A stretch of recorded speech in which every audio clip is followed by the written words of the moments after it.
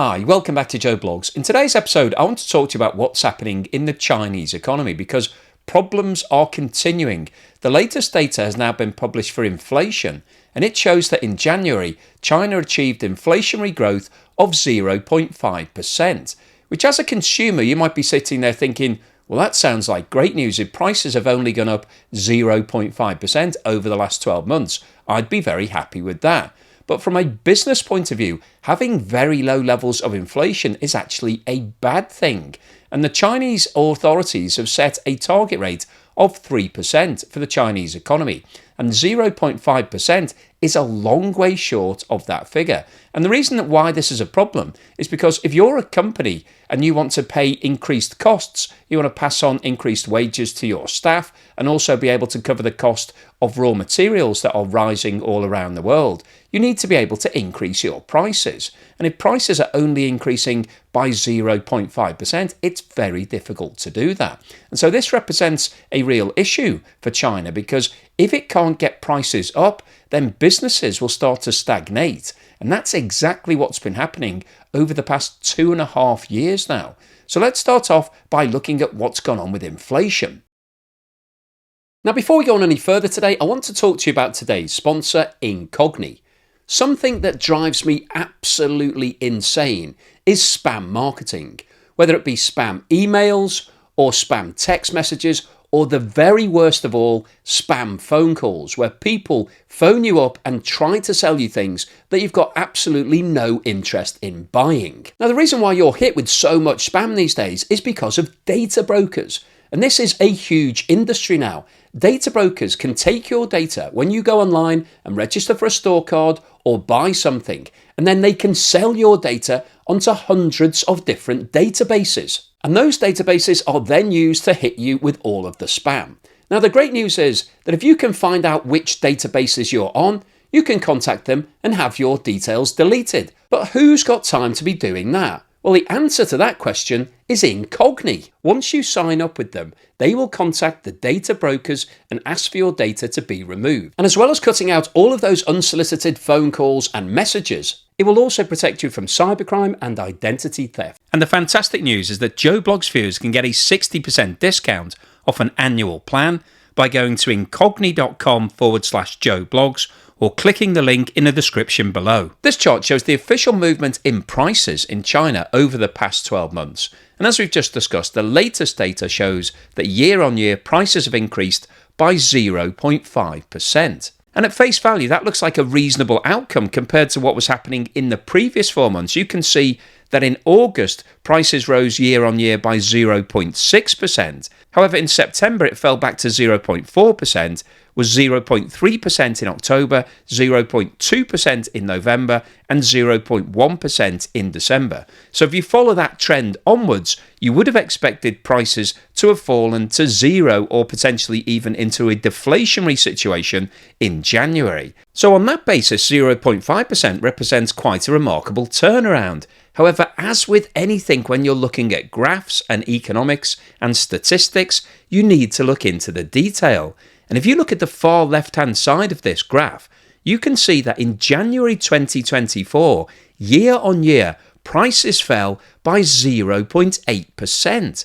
And when we're looking at the figures for January 25, we're looking at the full 12-month picture, not the month-on-month movement. So what we need to take into account here is that the large fall in prices seen in January 2024 has been removed from that 12-month rolling figure. So that gives us a natural boost. That's one of the reasons why prices in the 12 months to January 25 have increased by 0.5%, because we've taken out that large negative figure from January 24. And one of the other factors that needs to be taken into account is that the Chinese New Year in 2025 has come much earlier than it did in 2024. New Year's Eve this year, when traditionally all of the festivities start in China, was the 28th of January, and the festivities run through to the Lantern Festival on the 12th of February. Now, when you compare that to the dates for 2024, New Year's Eve was the 10th of February and it ran through until the 24th of February. And why that's important is because a lot of families in China stock up ahead of this period. So they would have been buying things in January this year compared to February last year. And the impact of that large surge in demand tends to drive up prices. So we're seeing the seasonal impact of the new year coming through in January this year rather than in February. And if you look back to February 24 on this chart, you can see that there was an increase of 0.7%. And as you can see, in March 24, inflation year on year only increased by 0.1%. So the movement in February was a spike rather than a change in the long-term trend. And I think what we're looking at for January 25 is a similar situation. This is likely to have been a spike rather than a change in momentum.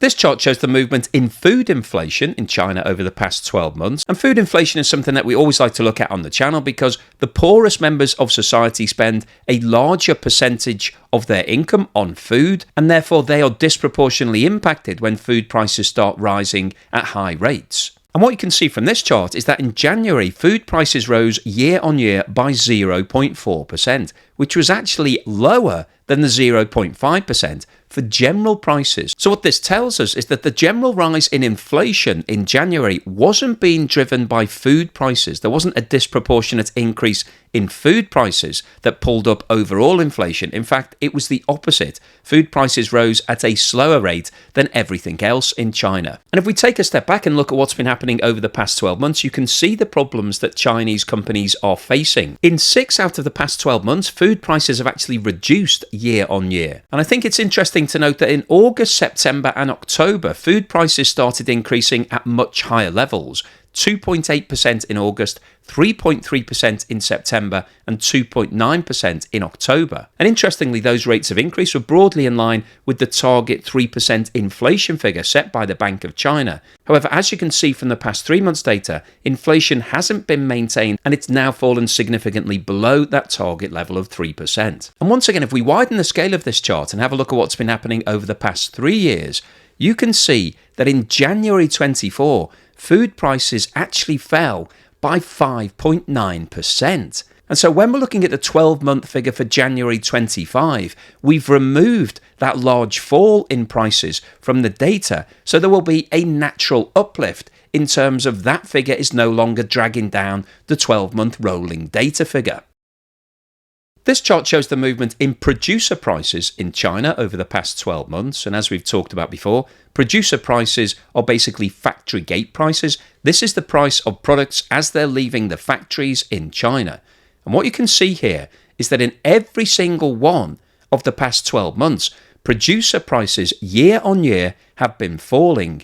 And the latest data for January 25 shows that year on year prices fell by 2.3%. So that means that if you're a company in China, on average, the sales price of your product that you've produced this year is down by 2.3%. Now, clearly a fall in prices is bad news for any company because, as we talked about at the start of today's video, if your costs are rising, if you're having to pay more to the labour force and you're having to pay more for your raw materials that you're importing from overseas, then you don't really want to be reducing your prices because that's going to cut your profit margin.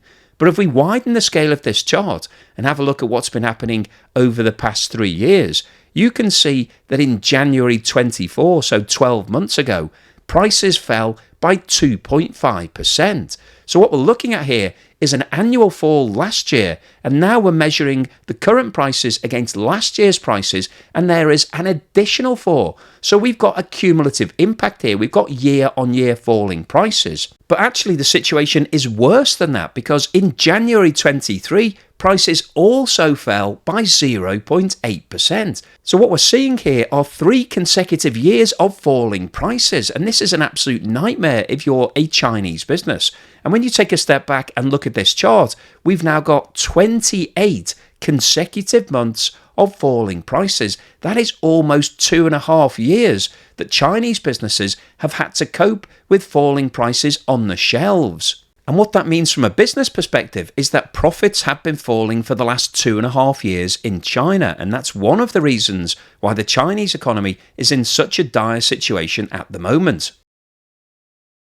This chart shows the movement in the Purchasing Managers Index in China over the past 12 months. And the Purchasing Managers Index is a survey of all of the purchasing managers. So basically, the people in companies in China who are purchasing all of their raw materials and all of their supplies. So these guys have a very good handle on what's happening with the business because they're having to plan ahead. They're buying in all of the materials that are needed to keep the company going. And the scale on the right-hand side of this chart is an index that goes from 49 at the bottom to 51 at the top. And the key measure here is a score of 50, which indicates zero growth, status quo. A score above 50 tells us that the company is expanding, and a score below 50 tells us that the company is contracting. And the latest data for January 25 is a score of 49.1, which indicates that on average, companies in China are now contracting. The purchasing managers are seeing a fall in new orders. They're therefore placing less orders for raw materials, and overall this indicates sluggish factory activity. And you can see from this chart that the result in January is the lowest that's been seen at any point in the last 12 months. It was actually equalled in August and February. And January 25 is the 6th month out of the last 12 where the purchasing managers have seen a contraction in their business. So what's the summary and conclusion today? Well, I wanted to post this video because I think what's happening in the Chinese economy right now is really quite fascinating because they've got a problem with not enough inflation. And of course, the problems that we've been talking about over the last few years with regards to inflation is most economies have had too much inflation. As prices start to spiral and they get out of control, then central banks have to increase interest rates, and that impacts on companies and individuals in terms of the cost of their borrowing. And so you've got a really delicate balancing act. But what's happening in China is the opposite of that. They don't have enough inflation, and that might sound counterintuitive. As a consumer, you're thinking, who wants price increases? I'm happy if prices don't increase. In fact, if prices are falling, that sounds like great news to me because I can buy more things, I'll have more money left at the end of each month. And that's right as a consumer. But the problem if you're a business, as we've talked about today, is that if prices aren't rising, then you can't pass on any cost increases. You have to absorb them, and therefore your profits start to fall. And what we've seen from today's data is that prices have been falling at the factory gates for almost 2.5 years in China. And that's an absolute disaster because their costs haven't been falling. Chinese businesses that are buying materials from overseas, which is most of those businesses, have seen their costs rising. And labour prices have also been going up in China. So these companies are now making less profit than they were 3 years ago. And it's estimated that almost 50% of businesses in China are now making losses. And obviously that's unsustainable. You can't keep banking losses every single year. You become insolvent, you go out of business. And a lot of companies in China have taken on debt.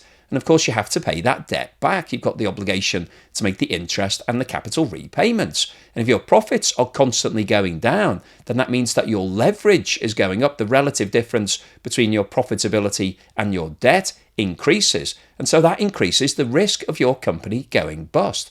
And this is one of the reasons why the Chinese authorities are trying to get price increases back into the economy. The target level is 3% in China, which is actually higher than it is in most developed economies. Most economies have a target rate of around 2%.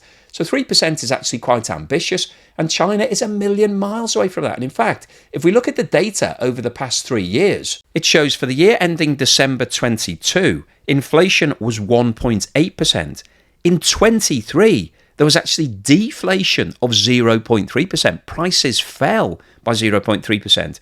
And in 2024, prices increased by 0.1%. So what we're seeing here is that the lack of inflation isn't a recent phenomenon. It's actually been going on for more than 3 years in China. And of course, the build-up of that, the cumulative impact, is absolutely huge. And what we also saw from today's data is that the Purchasing Managers Index is now below that critical 50 level. So companies in China are now starting to contract. There is sluggishness in the economy. And all of this is coming before the impact of Donald Trump's new tariffs. The 10% additional tariff that kicked in on the 4th of February is going to make things worse. And actually, China has now imposed a reciprocal tariff on some imports from the USA, and that's likely to have an impact on the Chinese economy. It may drive up some prices, but not in a positive way. This isn't enabling Chinese businesses to pass on their cost increases. All it's going to do is increase the cost of certain things that are imported from the USA to Chinese consumers. So that's really not very positive inflationary movement from China's point of view.